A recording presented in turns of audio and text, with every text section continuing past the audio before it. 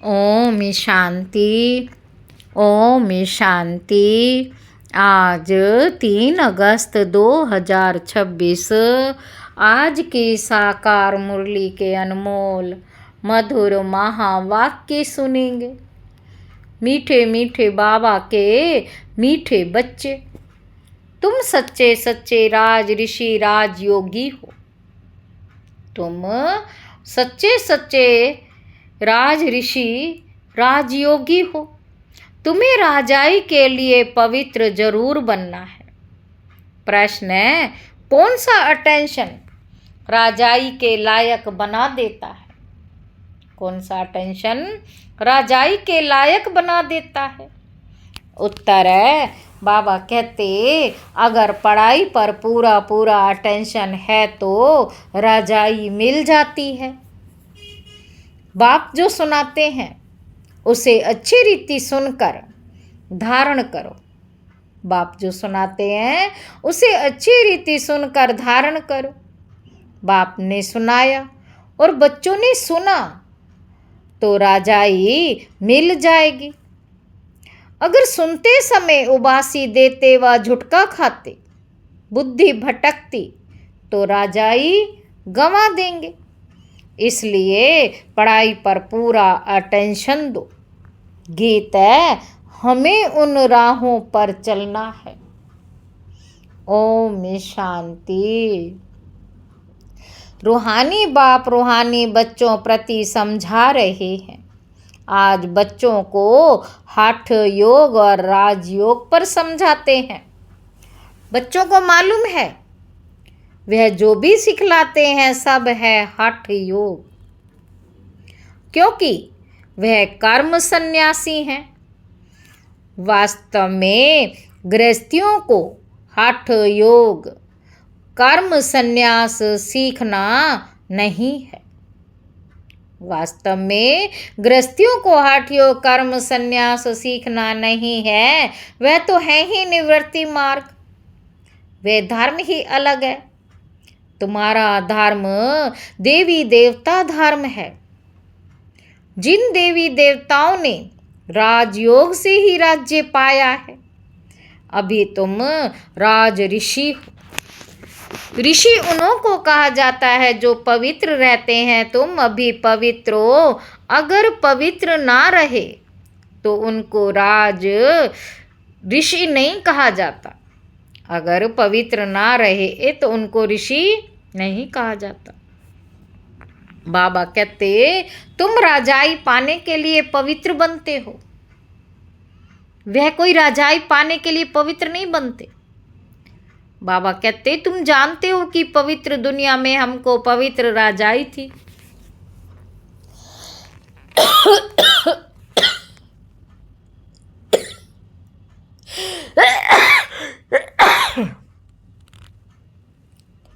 भारत में ही 5000 वर्ष पहले देवी देवताओं का पूज्य पवित्र प्रावृत्ति मार्ग था। अभी पुजारी पतित बन पड़े हैं। पतित कैसे बने? 84 जन्मों का हिसाब है ना। बाप जो सहज राजयोग सिखला रहे हैं वही तुमको 84 जन्मों का हिसाब बतलाते हैं।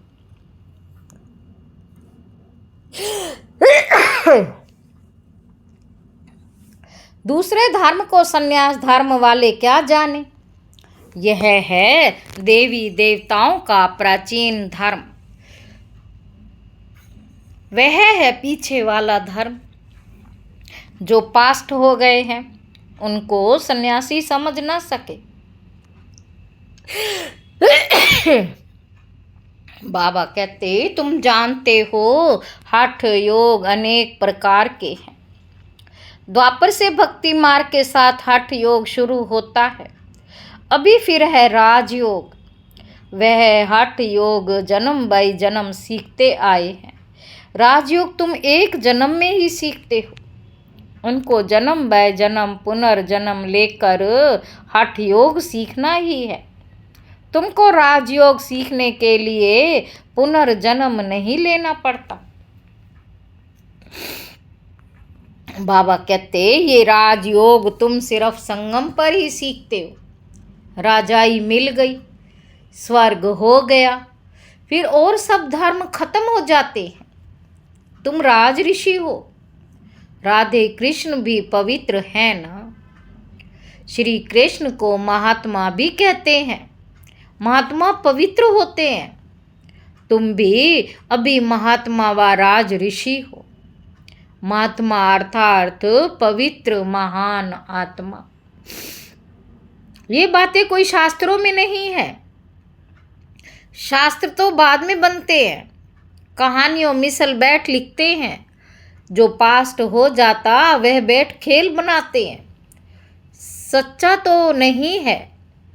बाबा कहते सच्चा तो नहीं है। अब बाप बच्चों को प्रैक्टिकल में पढ़ाते हैं। उनको फिर हिस्ट्री बनाई है। यादव, कौरव, पांडव थे, जरूर संगम पर होंगे। संगम युग की हिस्ट्री बैठ बनाई है। त्योहार भी सभी संगम युग के हैं। राखी बंधन भी पवित्रता पर है। पीछे फिर उनका यादगार चलता है। यहाँ बाप भी सभी को पवित्र बनाए प्रतिज्ञा कराते हैं। बाप भी सभी को पवित्र बनाए प्रतिज्ञा कराते हैं। सिख लोग कंगन पहनते हैं, वे भी पवित्रता की निशानी है। हिंदू लोग जनेऊ पहनते हैं, वे भी पवित्रता की निशानी है, परंतु पवित्र रहते नहीं हैं। राखी बंधवाते हैं, अर्थ थोड़े ही समझते हैं। आगे ब्राह्मण लोग राखी बांधते थे, अभी बहन भाई को राखी बांधती है, वे खर्ची देते हैं। बहन भाई को राखी बांधती है, वे खर्ची देते हैं। ये सब अभी फैशन पड़ा है। वास्तव में यह है पवित्रता की बात।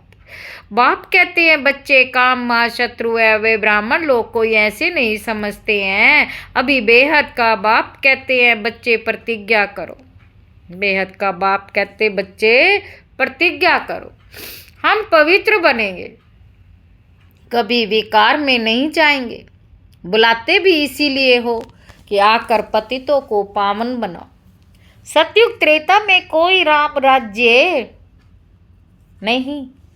सतयुग त्रेता में कोई नहीं बुलाते, वह है ही राम राज्य। यह है रावण राज्य। राम राज्य में 5 विकार होते नहीं। यथा रानी राजा तथा प्रजा। बाबा कहते अभी तुम बच्चे जानते हो, हम बाबा से स्वर्ग की बादशाही ले रहे। इस नरक में जाने से, इस नरक से जाना जरूर है। बाबा आया है पावन बनाकर स्वर्ग में ले जाने। फिर तो हम क्यों नहीं पावन बने। उन्होंने हठ योग तो अनेक प्रकार के हैं। जयपुर के म्यूजियम में जाकर देखो कितनी वैरायटी है हठ योगियों की। उनसे होता कुछ भी नहीं, सीढ़ी नीचे उतरते ही जाते हैं। बाप ने समझाया है भारत जब पतित बनता रावण का राज्य होता है तो धरनी हिलने लगती। बाप ने समझाया है भारत जब पतित बनता है रावण का राज्य होता तो धरनी हिलने लगती है। सोने के महल आदि सब नीचे चले जाते हैं। महलों आदि को कोई लूटा थोड़े ही है, वह तो सिर्फ मंदिरों को लूटा है। कुछ जेवर सोना आदि ले गए हैं। जेवरों का सबसे जास्ती शौक तुमको है। तुम स्वर्ग में आते ही जेवर पहनते हो। तुम स्वर्ग में आते ही जेवर पहनते हो, राज्य करते हो, और धर्म वाले आते ही राज्य नहीं करते। तुम बेहद के बाप से स्वर्ग की बादशाही का वर्षा लेते हो। तो ये बाप बैठ समझाते हैं, गीता पढ़कर नहीं सुनाते हैं।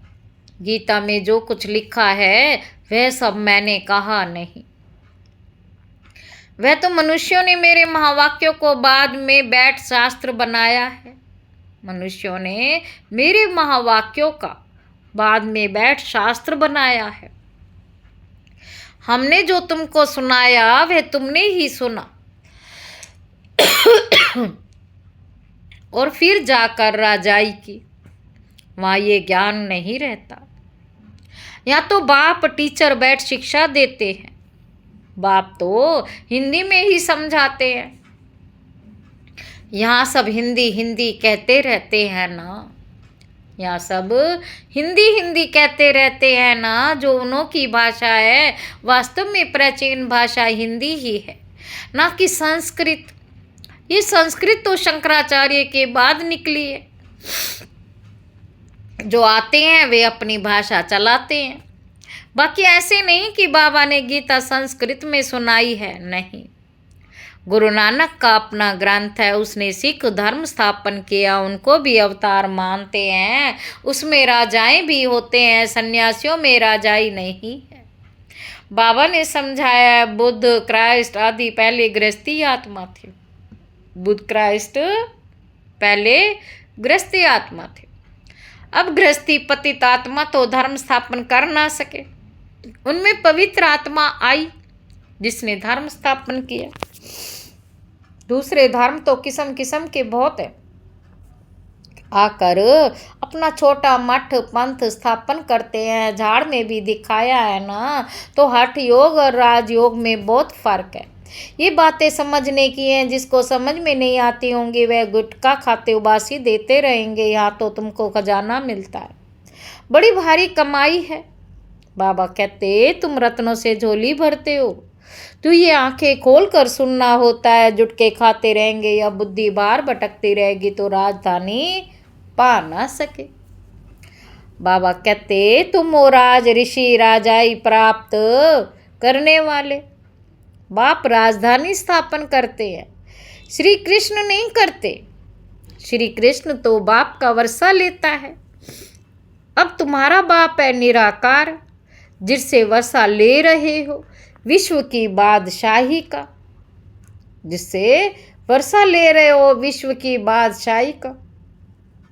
बाबा कहते कितना तुम साहूकार बनते हो। यहाँ एक ही बाप आकर राजयोग सिखलाते हैं। सो भी घूमो फिरो खाओ पियो सिर्फ बाप को याद करो। साहूकार जरूर अच्छी रीति खाएंगे, वह तो अपनी कमाई का फल खाते हैं। मालपूड़ा खाओ या रोटी खाओ याद करो बाप को। मालपूड़ा खाओ या रोटी खाओ याद करो बाप को। भल कुछ भी खाओ, पैसा तब किसके लिए, बाबा कोई मना नहीं करते। सिर्फ बाप से योग लगाना है। इस राजा स्थापन करने में खर्चा नहीं है। उस लड़ाई आदि में कितना खर्चा होता है, एरोप्लेन पर कितना खर्चा होता है। गिरते हैं तो एकदम खत्म हो जाते, कितना नुकसान हो जाता है। तो बाप कहते चलते फिरते बाप को याद करो, सुदर्शन चक्र फिराते रहो। हमने 84 जन्म पूरे किए, अब चले वतन की ओर। घर जाकर फिर आए राजाई करेंगे। तुम एक्टर्स हो ना, वह बाइस्कोप तो 2-2.5 घंटा चलते हैं। ये बेहद का नाटक है, 5000 वर्ष चलता है। इनको मनुष्य ही जान सकते हैं। ये दुनिया है कांटों का जंगल। बड़े ते बड़ा कांटा है विकार का, जो आदि मध्य अंत दुख देते हैं। दूसरे नंबर का कांटा है क्रोध। बड़े ते बड़ा कांटा है विकार का, जो आदि मध्य अंत दुख देते हैं। दूसरे नंबर का कांटा है क्रोध। उनकी निशानी ये महाभारत लड़ाई देखो। कोई बात में गुस्सा आया तो झट बॉम्ब्स शुरू कर देंगे। अभी तो ऐसे ऐसे बॉम्ब्स बनाए हैं जो बात मत पूछो। सतयुग में कोई लड़ाई आदि होती ही नहीं। संगम पर ही महाभारत लड़ाई दिखाई है। दूसरे कोई शास्त्र में लड़ाई की बात ही नहीं। वहाँ तो सारे विश्व के तुम मालिक रहते हो, लड़ाई की बात हो ना सके। शास्त्रों में असुरों और देवताओं की लड़ाई दिखाई है, परंतु देवताएं अहिंसक हैं। तुम योग बल से विश्व के मालिक बनते हो, यह है साइलेंस बल। तुम योग बल से विश्व के मालिक बनते हो, यह है साइलेंस बल। इसमें कुछ तुमको बोलना नहीं है। याद के बल से तुम बाबा से विश्व की बादशाही लेते हो। फर्क देखो कितना है। साइंस बल से विनाश होता है, उसी ही साइंस से फिर सतयुग में सुख देखेंगे। साइंस से इन्वेंशन करते हैं, वे तो सुख के लिए करते हैं। ये भी आकर कुछ ज्ञान लेंगे। प्रदर्शनी में तो सब आते हैं, ये आगे चल सब आएंगे। प्रदर्शनी में तो सब आते हैं, आगे चल सब आएंगे। तुम्हारे इस साइलेंस बल का आवाज निकलेगा। तुम प्रश्न पूछते हो गीता का भगवान कौन? ऐसे प्रश्न कोई पूछ ना सके। जहाँ ये प्रश्न लिखते हैं तो उनके साथ चित्र भी दो। गीता का भगवान परम पिता परमात्मा या श्री कृष्ण। गीता का भगवान परम पिता परमात्मा या श्री कृष्ण जो पूरे 84 जन्म लेता है। श्री कृष्ण जो पूरे 84 जन्म लेता है। पतित से पावन बनाने वाला तो बाप ही है। श्री कृष्ण की आत्मा तो 84 जन्म ले सांवरी बनी है।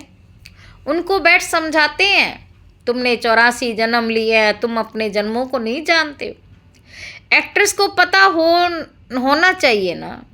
एक्टर्स को पता तो होना चाहिए ना कि हम 84 जन्म कैसे लेते हैं। सन्यासियों का धर्म ही अलग है। भारतवासियों को अपने धर्म का पता ना होने कारण और धर्मों में जाते रहते हैं। किसी गुरु के आशीर्वाद से किसी को धन मिल गया तो उनके पीछे चटक पड़ेंगे।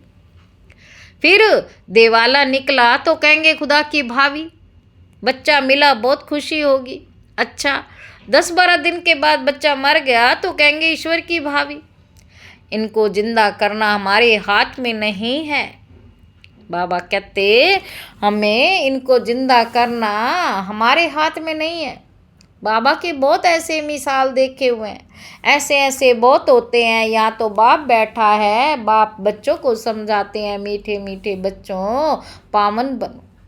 याद है जब महाभारत लड़ाई लगी थी तो द्रौपदी ने पुकारा था, बाबा हमको ये दुशासन नग्न करते हैं। द्रौपदी ने पुकारा कि हमको बाबा ये दुशासन नग्न करते हैं, हमको इनसे बचाओ। 5000 वर्ष की बात है। नबलाओं पर अत्याचार इस विष पर ही होते हैं। कई तो स्त्रियां भी ऐसी होती हैं जो विष बिगर रह नहीं सकती। उन्हों का नाम भी रखा हुआ है पूर्ण नखा, श्रूप नखा, पूतना, जो विष के लिए तंग करते हैं। वह है कांस, जरासंधि, शिशुपाल। ये सब विनाश को तो पाने ही है। इस समय आसुरी रावण राज्य फिर होगा ईश्वरीय राज्य। इस समय क्या है? आसुरी राज्य फिर होगा ईश्वरीय राज्य। इस सारे चक्र को तुम जान गए हो कि कैसे 84 जन्म लेते हैं। ये भूलता तब है जब विकार में जाते। विकार में जाने वाले का मुंह ही पीला हो जाता।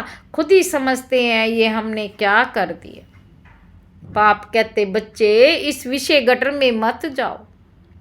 ये तुमको आदि मध्य अंत दुख देने वाला है, इसमें ना पड़ो। कसम उठाओ कि हम बेकार में कभी नहीं जाएंगे।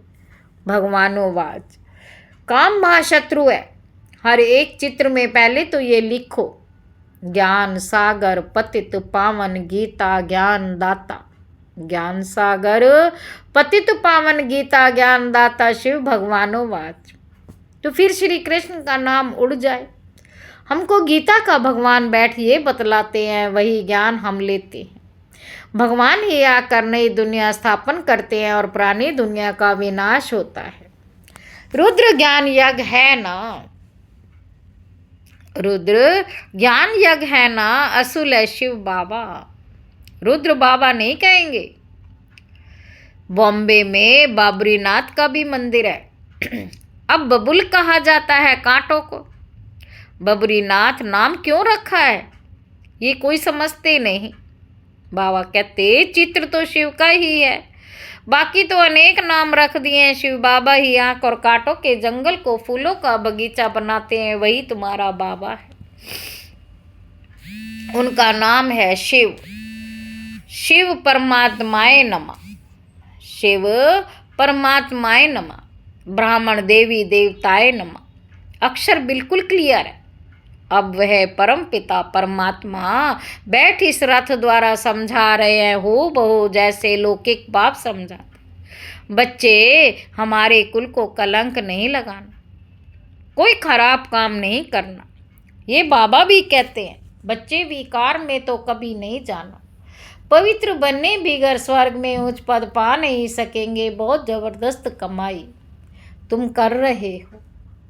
पवित्र बनने बिगर स्वर्ग में उच्च पद पा नहीं सकेंगे, बहुत जबरदस्त कमाई तुम कर रहे हो, बाकी सब गंवा रहे हैं। भल कोई के पास पदम है, बड़े बड़े महल बना रहे हैं, लाखों रुपए खर्च करते हैं, तुम समझते हो वे सब वेस्ट ऑफ टाइम है, ये कुछ काम नहीं आएगा, सब खत्म हो जाएगा। वह तो समझते हैं 10-12 हजार वर्ष चलेंगे। बाबा कहते, तुम जानते हो मौत सामने खड़ा है, सिर पर थोड़े समय के अंदर ये अर्थक्वेक आदि हो सब डामाडोल हो जाएगा।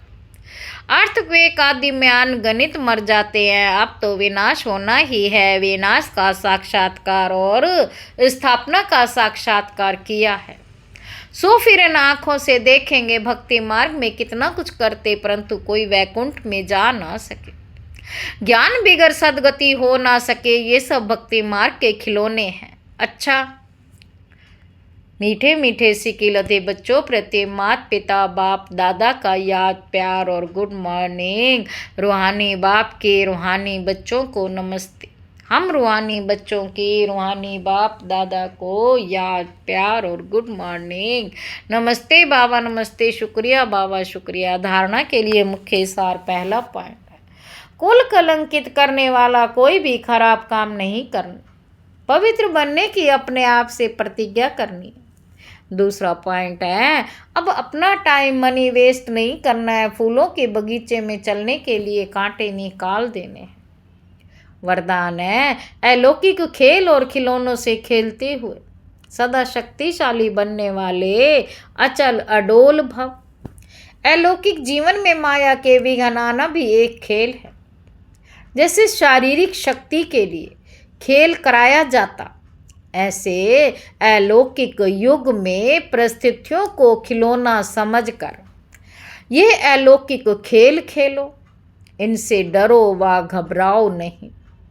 सर्व संकल्पों सहित स्वयं को बाप दादा पर बलिहार कर दो, तो माया कभी वार नहीं कर सकती।